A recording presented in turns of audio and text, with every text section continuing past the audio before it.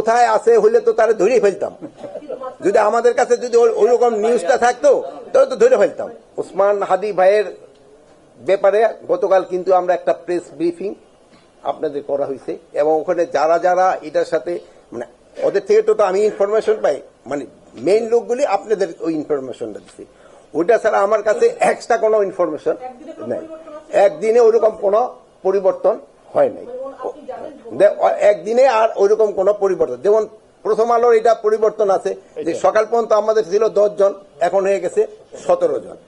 তারপরে আপনার হিসেবটা যেটা ওই কি বলে 30 সালের ওখানে যে ময়মনসিংহে হলো, ওই ঘটনাটায় অলরেডি আমরা কিন্তু র্যাব 7 জন এবং পুলিশ 3 জন অ্যারেস্ট করা হয়েছে।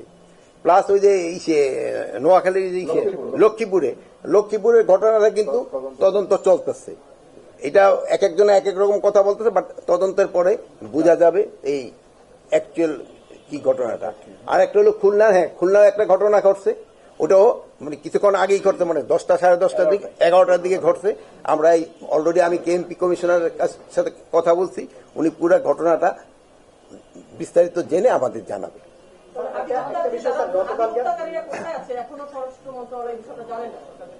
এখন যদি কোথায় আছে হইলে তো তারা ধরে ফেলতাম।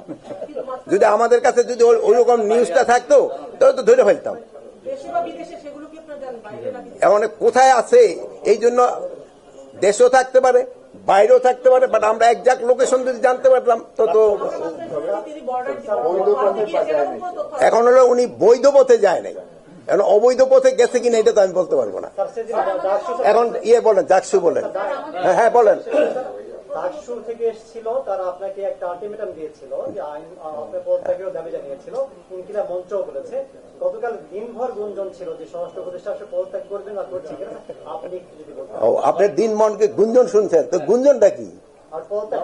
ও আচ্ছা, পদত্যাগ করলে তার এখানে বসতাম না। এখন জগন্নাথ ইউনিভার্সিটি যদি কোনো প্রশ্ন থাকে বলেন, তা নাহলে আমি না আর না ইউনিভার্সিটির যদি কোনো প্রশ্ন থাকে বলেন।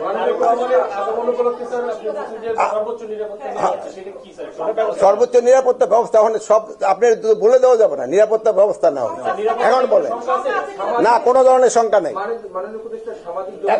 এখন সামাজিক যোগাযোগ মাধ্যমে কি আছে ওইটা আমি এখন উত্তর দেবো। জগন্নাথ কলেজে যদি আপনার প্রশ্নের উত্তর সবাই আগে দিচ্ছে। Thank you. আচ্ছা, ভালো থাকেন।